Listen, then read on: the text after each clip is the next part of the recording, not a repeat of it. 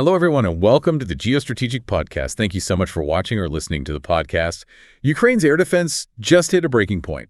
President Zelenskyy says the deficit couldn't be worse, but a massive $3.7 billion lifeline from Germany and Raytheon just changed the game. This isn't just a contract. It's a total shift in how Europe is arming the front lines. But with production timelines stretching to 2028 and U.S. stocks diverted to the Middle East, is this the shield Ukraine needs, or is it too little too late? We're breaking down the fine print of this deal right now. If you want to stay ahead of the curve on global defense, hit that like button, share this with someone following the conflict, and subscribe to join our community. Now, I want to hear from you. Is Germany finally taking the lead, or is the 2028 timeline a disaster? Drop a comment below. I'm reading every single one, and I want to know your take. Let's get into it. Well, it is great to be here. And honestly, the tension you just highlighted in that intro, it's precisely the friction point defining global security right now. For this deep dive, we really need to look beyond the press releases, Right, exactly. We have to dissect the mechanics of this $3.7 billion Patriot deal and analyze the shockwaves of the U.S. pivoting its stockpiles toward the Middle East. Plus, we really need to evaluate Europe's frantic race to rebuild its own defense industrial base. Yeah, and we are going to strictly follow the latest data here to understand the causality. Because this isn't just about moving weapons from point A to point B. It's about a fundamental rewiring of the entire global arms supply chain. Exactly. And to understand that rewiring, we really have to start with the specific hardware driving the conversation. Right, the interceptors themselves. The latest info details that RTX subsidiary Raytheon locked in this contract to supply Ukraine with the Patriot advanced capability too. Specifically, the Guidance-Enhanced Missile Tactical Interceptor. Or the PAC-2 GEM-T for short. Yeah, exactly. The PAC-2 GEM-T. And the headline here is that Germany's Ministry of Defense is entirely footing the bill. But before we talk money, let's look at the mechanics. I know older Patriot systems used a sort of shotgun blast approach, right? Yeah, they did. So what does Guidance-Enhanced actually mean in a live combat scenario today? Why is this exact tool required? Well, that is the crucial technical distinction here. You are completely right. Older PAC-2 interceptors relied on a proximity fuse. They basically detonated a fragmentation warhead near the target. Just getting close enough to do damage. Right, exactly. Which was effective against larger, slower-moving aircraft. But tactical reality today, it involves a very high volume of tactical ballistic missiles. These travel in a steep parabolic arc and re-enter the atmosphere at tremendous velocities. We're talking exceeding Mach 4 usually, right? Okay, easily Mach 4 or faster. Which means the window to hit them is just terrifyingly small. Precisely. And their radar cross-section, that's the physical profile a radar system can actually see, is tiny because the missile is pointing straight down at you. It's essentially just a nose cone. Right, so it's a very difficult target. How does the GEM-T fix that? Well, the GEM-T upgrade mechanically addresses it by integrating a modernized fuse and a low noise oscillator right in the seeker head. So in plain terms, it drastically increases the seeker's sensitivity. It cuts through radar clutter and locks onto that tiny high-velocity nose cone. Oh, wow. So it's a massive precision upgrade. Exactly. It upgrades the system from, trying to hit a bird with a shotgun to basically hitting a bullet with another bullet. Hitting a bullet with a bullet. That is Yeah. It's the gold standard for neutralizing tactical ballistic missiles, which is exactly the type of threat dismantling Ukrainian infrastructure right now. So Germany is financing $3.7 billion worth of the exact tactical solution required. And the urgency couldn't be higher. We saw President Zelenskyy on the German broadcaster ZDF delivering a really stark warning. Yes, he was very direct. He plainly stated, quote, "We have such a deficit right now, it couldn't be worse." He basically elevated air defense to his absolute top diplomatic priority. He said they need these missiles every single day because the bombardment is relentless. It is a continuous barrage, yes. But here is the massive disconnect in the latest updates. The exact quantity of these GEM-T interceptors and the delivery timeline for this specific contract are completely undisclosed. They just aren't telling us. Yeah.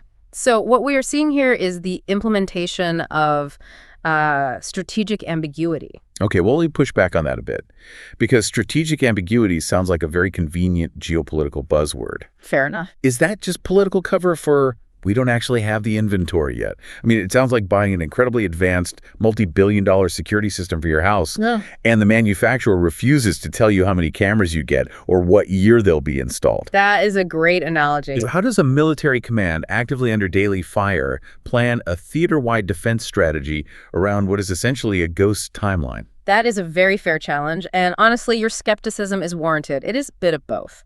On one level, there is a legitimate operational security component. You mean not tipping off the enemy? Right. If you publicly broadcast that, say, 60 GEM-T interceptors will arrive in Kyiv on October 15th, you are basically handing the adversary a perfectly defined window of vulnerability to exploit right up until that date.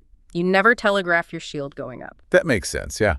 But what about the inventory side? Well, the more brutal reality, and to your point about not having the inventory, is the physical limitation of the defense supply chain. The timeline is undisclosed primarily because the prime contractor literally cannot guarantee a delivery date. Because of the manufacturing bottleneck. Exactly.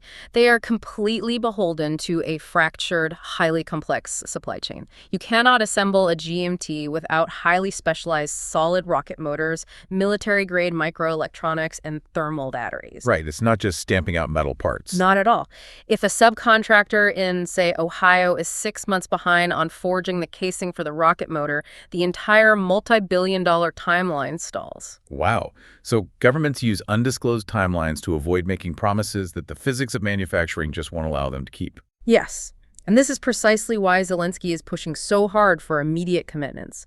He is desperately trying to secure off-the-shelf, already manufactured systems just to keep the airspace contested while these massive contracts wait on the assembly line. Which brings us to the core problem of finding those off-the-shelf systems. Because if there is this massive manufacturing bottleneck, it begs the question of where the existing physical inventory actually is right now. And that is where the geostrategic picture gets very complicated. Yeah, the latest info reveals a major pivot happening across the Atlantic that fundamentally alters this entire equation. Washington is actively weighing whether to divert equipment originally slated for Kyiv over to the Middle East. Right, to replace the depleted U.S. stocks that were expended during engagements with Iran. Exactly. And this is the geostrategic shockwave we mentioned earlier in this deep dive. The global security architecture has historically relied on the United States serving as the primary arsenal of democracy, especially for high-end systems like Patriot interceptors. But that arsenal was fundamentally sized for sequential conflicts. It was not built for simultaneous, high-intensity wars in entirely different hemispheres. When multiple flashpoints ignite simultaneously, the math just breaks down. And I want to pause on the math for a second, because the latest updates include a statistic that completely reframed this entire situation for me. The Harvard Kennedy School research? Yes. They estimate that the U.S. Department of Defense expended more Patriot missiles in just the first 4 days of the Iran war than it has provided to Ukraine over the course of more than 4 years of conflict with Russia. It is a staggering data point. Let that sink in. 4 days versus 4 years. Yeah. That stat stopped me in my tracks. Mechanically, I just have to ask, how is that kind of burn rate even physically possible? It is crazy to think about, but it perfectly illustrates the profound difference in operational doctrines dictated by the differing threat environments.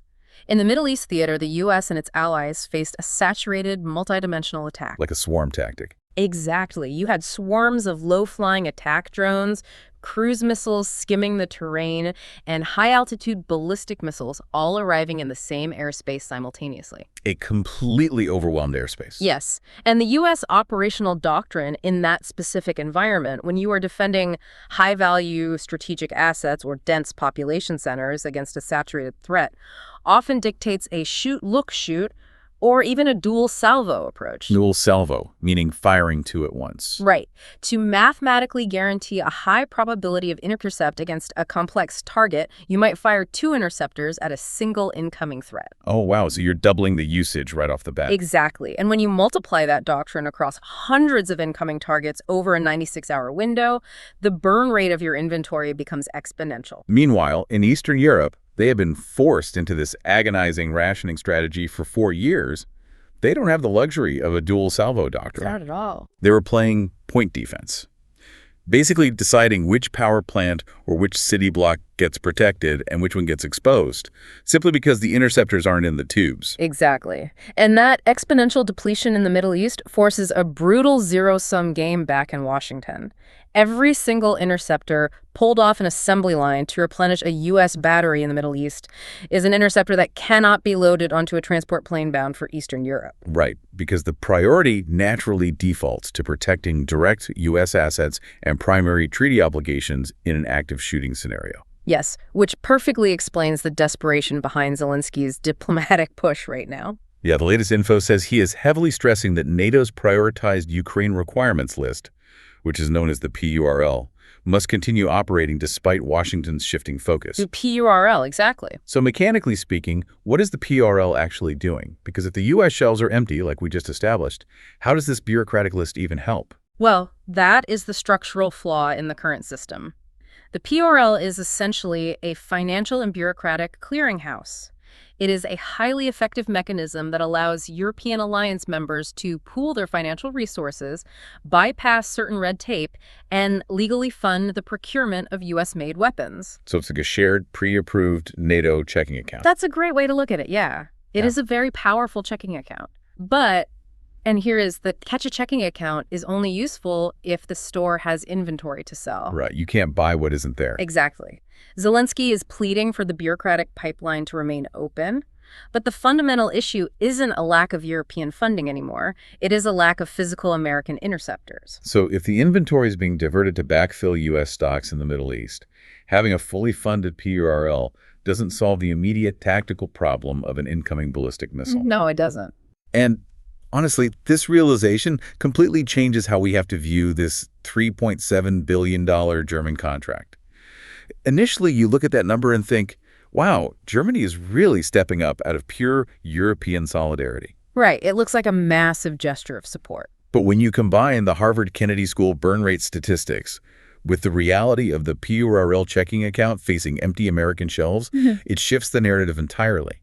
Are they stepping up out of generosity, or is Germany effectively being forced to fill a massive geostrategic vacuum left by the U.S. pivoting away? It is unequivocally a forced hand. Germany and Europe broadly are looking at the exact same geopolitical math we are discussing right now. Which has to be a terrifying realization for them. Oh, absolutely. For decades, European defense procurement was somewhat fragmented, and that was because the ultimate backstop was always the perceived infinite depth of the American arsenal. They always thought the U.S. would just provide whatever was needed. Exactly. But when they see the U.S. rapidly burning through its strategic reserves in the Middle East, they realize that financial capital no longer guarantees defense capability. You can have all the euros in the world, but if the U.S. production line is spoken for until 2030, you're fundamentally exposed. Yes. Europe is recognizing a massive structural deficit in its own continental security. The American umbrella is basically folding up to cover a different storm, so Europe is being forced to build its own umbrella. Which transitions us perfectly into what I think is the most consequential and permanent shift revealed in the latest info. Because Europe can't buy American stocks, they are transitioning from merely being consumers of defense hardware to becoming sovereign producers. Yes, and we are seeing major physical infrastructure being established directly on European soil because of this. It's a monumental shift from dependency to industrial sovereignty. It is, and the complexity of doing this with high-end defense tech, I mean, it really cannot be overstated. Yet the latest updates explicitly show that this entire commercial sale heavily hinges on a brand new GEM-T production site located in Schrobenhausen, Germany. And this isn't just a Raytheon satellite office. It's operated by Comlog, which is a specialized joint venture between MBDA Deutschland and Raytheon. Exactly. So why is that specific partnership structurally necessary? Like, why can't Germany just license the blueprint and build the missile themselves? Because building a Mach 4 ballistic missile interceptor is not like, licensing a blueprint for a commercial drone or a truck. Right. It's a bit more complex. Just a bit. You are dealing with incredibly tightly guarded intellectual property, highly classified seeker algorithms, and zero-tolerance manufacturing standards. If a single microelectronic solder joint fails under 30 Gs of acceleration, the missile completely misses the target. Wow, the tolerances are that tight. Oh, absolutely. Yeah. So MBDA Deutschland brings the localized manufacturing footprint, the cleared workforce, and the European regulatory compliance. And Raytheon brings the proprietary IP and the specialized tooling designs. Oh, I see. So Comlog is the necessary bridge to graft an American defense ecosystem onto a European supply chain. Precisely. They have to physically transfer the knowledge of how to build the specialized chemical facilities for the solid rocket propellant, and how to qualify local European vendors to produce parts that actually meet strict U.S. Department of Defense standards. So to use an analogy, it's not like they are just setting up a new car assembly line where they ship the parts over and the Germans bolt them together. No, not at all. It's more like they have to build a custom tool and die shop completely from scratch. They have to spend years building the machines that build the components before they can even start assembling the actual interceptor. That is the perfect analogy, yes. You are building the industrial bedrock, not just the final product. The qualification process alone, testing every locally sourced component to ensure it perfectly matches the performance of the original U.S.-made part, takes years of rigorous certification. And that brutal reality of manufacturing physics brings us to the most sobering detail in this entire deep dive. Tom Liliberty, the president of Land and Air Defense Systems at Raytheon, publicly noted that this new Schrobenhausen production line is only ready to begin deliveries from 2028 onward. Yes, 2028. Now, the latest info clarifies that this specific 2028 timeline is supporting a separate $5.5 billion NATO-signed PAC-2 contract. But it paints a glaring picture of the industrial latency we are dealing with. It is a massive lag time. If you're a commander on the ground in Kyiv right now, 2028 might as well be a century away. So how does a massive geostrategic shift pegged to the end of the decade actually help Ukraine survive the next 4 years? Honestly, it doesn't. And that is the ultimate paradox of modern defense strategy. We really have to separate the permanent cure from the tactical band-aid here. The permanent cure being the 2028 factory. Exactly. An interceptor rolling off a Bavarian assembly line in 2028 does absolutely nothing to shoot down a missile over Eastern Europe tomorrow morning. The long-term industrial awakening does not solve the immediate kinetic crisis. Right. You can't throw a factory blueprint at an incoming missile. Exactly. However, the synthesis of this paradox lies in the parallel, shorter-term deals that Germany is orchestrating right now to bridge that exact gap. Oh, right. The latest info notes that Germany isn't just focused on Patriots. They are concurrently financing supplies of deal-produced IRIS-T medium-range air defense launchers. Yes, the IRIS-T. Plus, as part of talks between German and Ukrainian officials in Berlin, the two nations struck a parallel drone production agreement. So are these the tactical band-aids you're referring to? Yes, exactly. Let's look at the mechanisms of those systems. The IRIS-T is a highly capable medium-range system, but crucially it relies on infrared homing technology rather than a massive, highly complex phased array radar system like the Patriot. So it's simpler tech. Relatively speaking, yes. Because it is entirely European design and less complex to manufacture, it completely bypasses the U.S. tech transfer bottlenecks and the transatlantic supply chain diversions we just discussed. So they can pump them out much faster. Exactly. Diehl can scale production and push these systems to the front lines on a much more agile timeline. Okay, and what about the drone agreements? Well, drones represent the ultimate asymmetrical band-aid. They are relatively cheap, incredibly fast to iterate, and they can be produced locally in highly dispersed facilities. That makes them much harder for the adversary to target. Oh, because you aren't relying on one giant factory that can get bombed. Right. By funding localized drone production and accelerating IRIS-T deliveries, Germany is providing the immediate localized defense necessary to keep the airspace contested today. I see. So they are basically the meals keeping the patient alive while the hospital is being built. That is a very grim but very accurate way to put it. So the Schrobenhausen facility isn't just a factory. It's effectively a geostrategic fortress wall. They are insulating themselves. By 2028, Europe is ensuring that the vulnerability they are experiencing today, staring at an empty PURL checking account while U.S. stocks flow to the Middle East, can never happen to them again. It is the birth of true sovereign capability. The pain of the current bottleneck has really forced Europe to realize that they simply cannot outsource their foundational security anymore. It's fascinating how deeply interconnected all these moving parts are. I mean, a massive expenditure of interceptors over the airspace of the Middle East directly forces a localized drone production agreement in Berlin, which in turn buys time for a billion-dollar factory to be built in Bavaria, all to eventually secure the airspace over Eastern Europe. It is a profound geostrategic realignment. Everything is connected. And it really forces us to look ahead at the second-order effects of this whole industrial awakening. Yeah. Which leaves us with a critical question to ponder. If European facilities, like the one in Schrobenhausen, are successfully scaling up to produce advanced U.S.-designed interceptors by 2028. Right. And they establish a completely independent, localized supply chain. Yep. What does this mean for the future of the global arms trade? Will we see a fundamentally fractured NATO, where Europe no longer relies on the American arsenal at all, but instead builds its own impenetrable fortress? That is definitely something to think about. To all of you out there watching or listening, thank you so much for joining us for this deep dive. I invite you to check out and listen to the other podcasts in our network for more deep dives into global geostrategy. Keep questioning, keep exploring, and we will see you next time. See you in the next one.